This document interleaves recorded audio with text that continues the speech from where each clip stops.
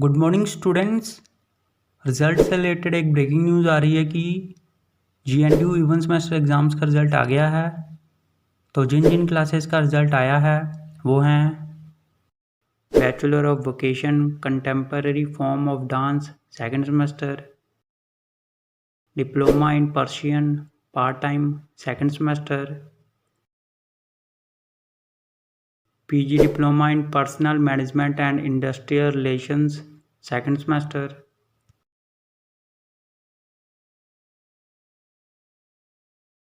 तो सभी students GNDU की ऑफिशियल वेबसाइट पर जाकर अपना अपना रिजल्ट चेक करें gnu.ac.in पर।